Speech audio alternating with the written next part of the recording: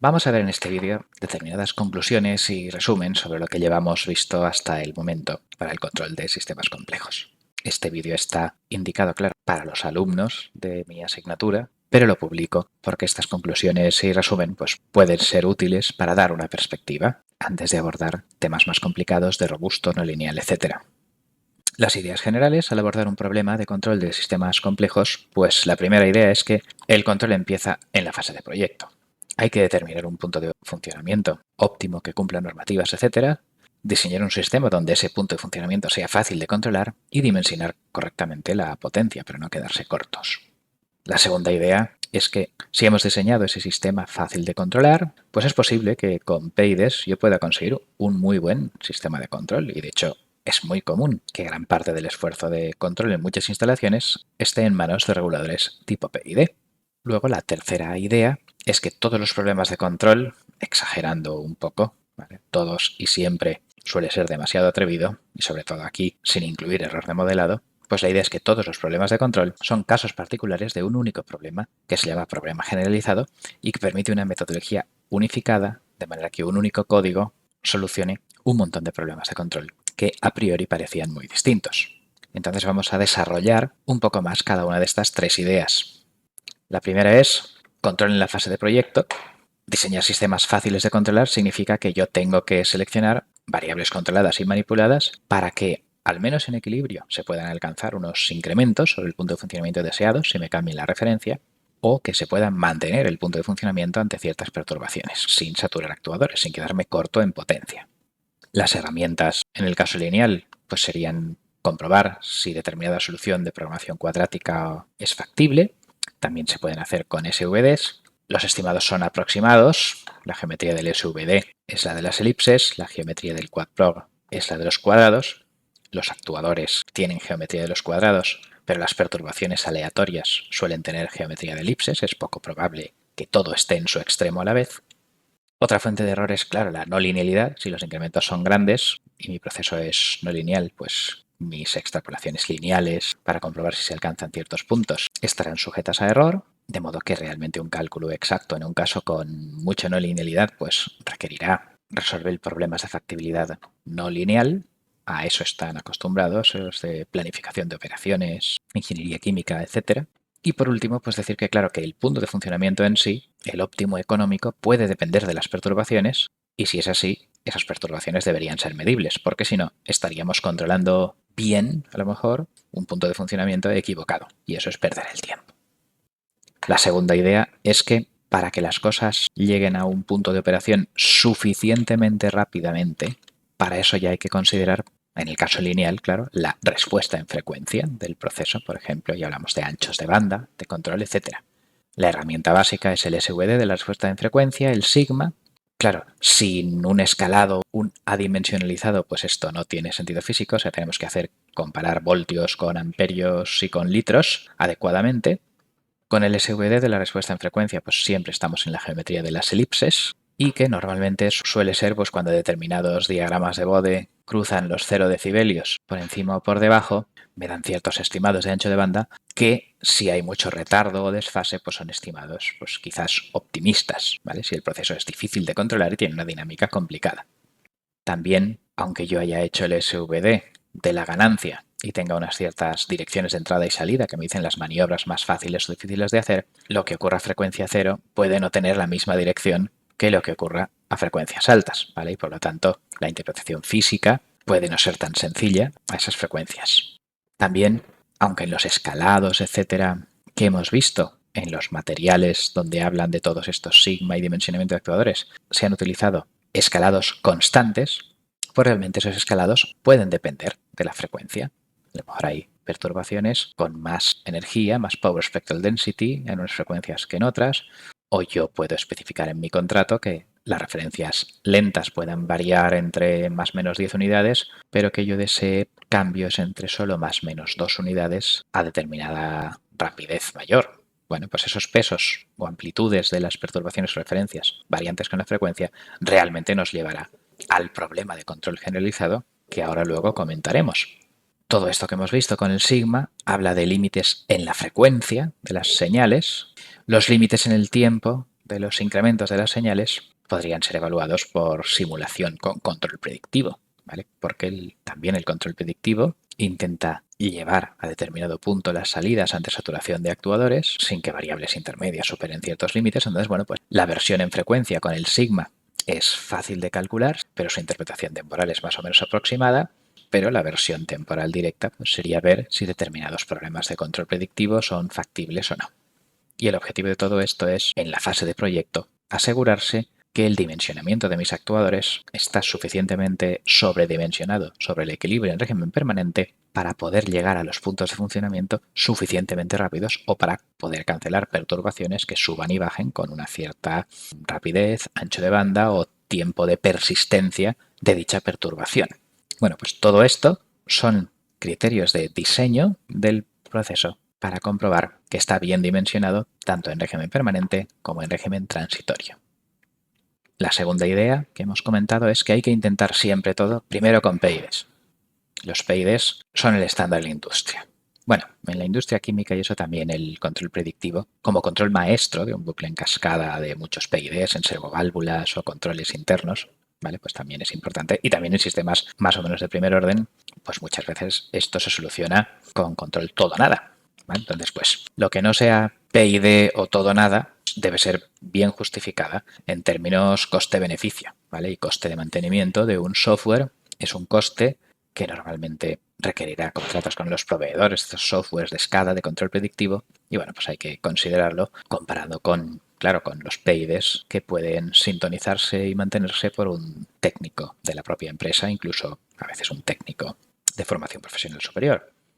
Lo bueno de los PIDs, si el sistema está bien diseñado y es fácil de controlar, es que por reglas intuitivas, vamos, pues que si esto es lento sube la ganancia proporcional, si oscila sube la ganancia a la derivada, ¿vale? Ese tipo de reglas pues se pueden sintonizar con tablas sencillas de procesos de primer orden más retardo, etcétera, pues, y a veces simplemente apretando el botón de autosintonía, ¿vale? O sea que si este control en la fase proyecto está bien hecho y los sensores están bien elegidos, pues a lo mejor la sintonía de un montón de PIDs en cascada resulta fácil.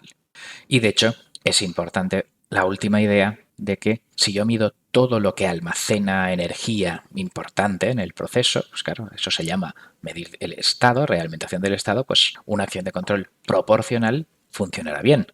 Me dará lugar al place, el LQR, etc. O sea que cuantas más cosas mida, más sencilla va a ser la estrategia de control y de hecho si lo mido todo puede llegar a ser incluso únicamente proporcional o proporcional integral o algo así con variaciones que hay de todas estas técnicas añadiendo integradores, etcétera. Pero en fin, pues significa que con muchos sensores los PIs pueden hacer maravillas. Por lo tanto, pues hay que intentar el control de sistemas complejos primero con PIDs y cuando los PIDs no funcionan, pues justificar si compensa económicamente invertir en ese desarrollo, en esa implantación de un sistema de control más complicado.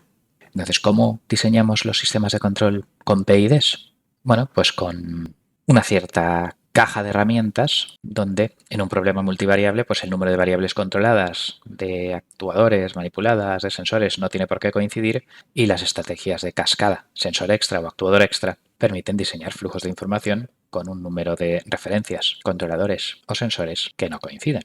El control en cascada se sintonizará de una forma fácil si existe una separación de escalas de tiempo entre lo que serían los bucles maestros y esclavos. Si todo tiene más o menos la misma escala de tiempos, entonces ya es más complicado. También podemos meter en mi caja de herramientas lo que sería el desacoplamiento en forma inversa o con matrices, lo que sea, incluso el desacoplamiento SVD, que está relacionado con las maniobras fáciles o difíciles de hacer en estas primeras fases que hemos visto de análisis de SVD o de sigma y que me vale incluso para plantas no cuadradas, ¿vale? Incluso en sistemas no lineales yo puedo hacer lo que se llama desacoplamiento y linealización o realimentación del estado. En mi caja de herramientas debe incluir el override cuando deja de funcionar determinado sensor, determinado bucle. Por temas de seguridad, debo en muchos casos incluir redundancia, doble control, doble actuador o triple sensor, votación entre ellos para tener control tolerante a fallos. Otras estrategias de ratio control, gradual, split range, 2 grados de libertad, hacer cosas con la referencia y no solo con el error. Por ejemplo, por seguridad muchas veces, pues limitar la rapidez en la que cambie la referencia o los valores extremos que un usuario o un operador pueda indicarles al sistema de control, pues eso es muy común, ¿vale? Pues estos son inicio control con 2 grados de libertad, preprocesar referencia antes de meterla a lo que sería el control Y también, aparte del desacoplamiento y linealización por orientación del estado, pues yo puedo también hacer cálculos de puntos de funcionamiento estáticos, sin derivadas, con ecuaciones no lineales y hacer pues proporciones o algo así que darían lugar a ratio control o cualquier otro cálculo de puntos de operación óptimo con entalpías, rendimientos económicos, costes de materias primas, etcétera. Aunque luego el control sea lineal y queramos mantener ese punto. Pues si yo conozco leyes termodinámicas, químicas, equilibrios, etcétera, pues yo puedo también incorporarlas al menos en el cálculo del punto de operación. Pues con todo esto, resumimos, si tengo un proceso que yo he diseñado bien y es fácil de controlar, es posible que los PIDs sean una solución muy válida porque se entiende lo que hacen y muchas veces se pueden sintonizar intuitivamente o con facilidad.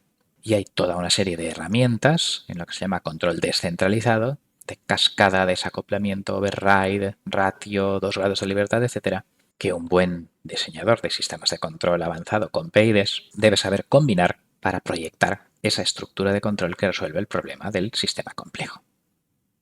La tercera idea habla del control generalizado. Es una idea muy importante desde el punto de vista teórico, que luego ha dado extensiones también con error de modelado y robusto, etcétera, como una unificación de todos los problemas de reglamentación del Estado, LQR, etcétera, de las décadas de los 60 y 70. Y también quizás, como determinados pesos en frecuencia generalizarán lo que hemos visto en la fase de proyecto del sigma y de los tamaños de perturbaciones en frecuencia, etcétera, pues un poco realmente se pueden considerar como un refinamiento de todos estos razonamientos para calcular los límites teóricos de prestaciones en el control de un sistema complejo y luego ver si los PIDs se pueden aproximar a ellos o no. La idea básicamente es que prácticamente todos los problemas de control sin errores de modelado, y en este caso sin saturación, ¿vale? Los problemas de control lineal, casi todos los problemas se pueden resumir como que hay determinadas entradas exógenas, perturbaciones, referencias, ruido, medida, que me mueven las cosas, y hay determinados objetivos de control, determinadas variables que yo no quiero que se muevan. Bien, variables controladas que quiero que estén alrededor de cierto punto de operación, incluso en ese grupo de variables controladas están las propias manipuladas. Yo quiero no mover las variables manipuladas demasiado lejos de su punto de funcionamiento para no excitar no linealidades, entre ellas la saturación. El sistema de control dispone de una cierta información, sensores físicos o referencias en control con 2 grados de libertad o perturbaciones en la feedforward, etcétera, y con eso tomo unas ciertas decisiones, que en general pues suelen ser las variables manipuladas, aunque a veces yo quiero estimar variables internas para detectar fallos, observar, ¿vale? Entonces, bueno, pues esas decisiones tienen un efecto sobre la planta o sobre los objetivos de control. Este es el problema que se llama, desde un punto de vista teórico, de four-block problem, y si solucionamos este problema, podemos encontrar una solución a un montón de problemas de control en bucle abierto, feed-forward, 2 grados de libertad, observadores, etcétera, con un único código. Los comandos h2sin o hinfsin resuelven este problema para el caso lineal y, por tanto, un único código resuelve todos los problemas de control que yo me imagine. El control H2 es lo que se llama el juego de oponente tonto, donde estas entradas exógenas son puro ruido, actúan al azar, mientras que el control H infinito es el juego donde yo supongo que quien va a hacer estos movimientos ve cómo calculo yo mi estrategia y me hace los movimientos de estas entradas intentando perjudicarme lo más posible. El control H infinito es que como yo sé que él sabrá lo que yo estoy haciendo, pues entonces yo también tomo precauciones. Entonces, en un problema de control generalizado, pues según el diagrama de bloques de lo que hay aquí dentro, claro, o su matriz de transferencia para meterlo en MATLAB, pues yo tendré el tipo de problema de control a resolver y las especificaciones concretas de cómo de pequeñas o grandes son estas entradas o cómo de pequeños o grandes deben ser estas señales. Deberán ir codificadas en forma de pesos, bien constantes, bien variables según la frecuencia. Esos pesos generalizan la idea de escalado, indican los tamaños máximos que van a tener estas variables, esos serán lo que se llamarán los pesos de las entradas generalizadas, o bien los pesos de las salidas generalizadas, una vez cerrado el bucle. Su inversa me indicará el tamaño máximo de las variables controladas, de los errores o de las variables manipuladas que yo deberé respetar para dar mi problema como resuelto cuando estas entradas pues tengan este tamaño máximo. Y con eso formo ese peso de las salidas generalizadas. Claro, estos pesos deben ser ideados adecuadamente por el ingeniero de control para que lo que resuelve MATLAB es que cuando las entradas a estas plantas generalizadas tienen tamaño 1, me da el tamaño de las salidas generalizadas, un cierto gamma de su optimizador, pero claro, pues estos pesos hay que integrarlos para que se convierta en una weighted generalized planta generalizada ponderada, hay que integrarlos ahí dentro para que así pues el tamaño 1, mayor o menor de 1 de las cosas, signifique algo en términos de la aplicación específica de ingeniería de control que yo quiero resolver. El ingeniero de control es el responsable de decir qué diagrama de bloques hay ahí dentro y qué pesos pongo para escalar y adimensionalizar de manera que gamma menor que 1 sea que yo he ganado mi partida y mi solución está resuelta y cumple las especificaciones. Como un último par de observaciones, pues como hemos dicho, como los tamaños de las entradas en función de las frecuencias y los tamaños de las variables manipuladas, ancho de banda de los actuadores en función de la frecuencia y los tamaños del error en función de la frecuencia, pues todas estas ideas realmente generalizan todo esto del escalado adimensionalizado, SVD, sigma, de pesos constantes e incluso, claro, en los problemas de orden elevado, retardos, cómo influyen las prestaciones alcanzables. O sea que realmente esta parte de aquí no era más que un preliminar, unas ideas previas, aproximadas, fáciles de entender, de los cálculos formalmente y teóricamente exactos con estos problemas de planta generalizada ponderadas sobre qué valor de prestaciones puede hacer que eso, que se cumplan todas estas especificaciones de un problema generalizado. Por último, la solución H2 es el control con mínima varianza. En el caso lineal sin saturación sería el filtro de Kalman más LQR, en el caso sin saturación, ¿vale? Y en el caso con saturación sería estimar el estado con un filtro de Kalman y luego utilizar un control predictivo con índice cuadrático. El control H infinito, por otra parte, será la base de determinadas metodologías de control robusto que todavía aquí no vamos a discutir, ¿vale? Con lo cual vamos a concluir. Hasta este momento hemos visto bastantes cosas del control multivariable, digamos, de un sistema complejo.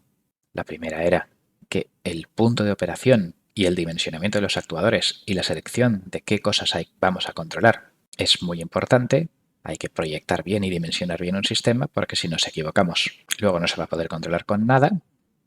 La segunda idea es que si pongo suficientes sensores podré dar lugar a estructuras de control con unas ciertas herramientas PID que en muchos casos funcionan muy bien y que, generalizando la primera de las ideas a tamaños de señales variables en frecuencia, tanto de perturbaciones como de referencias, como de errores o actuadores, podemos escribir prácticamente todos los problemas de control sin error de modelados como un caso particular de un problema generalizado, de modo que una metodología unificada de planta generalizada ponderada y soluciones H2 y H infinito me puede calcular esos controladores multivariables. Pues esto es todo. Con esto finaliza este vídeo. Muchas gracias por vuestra atención.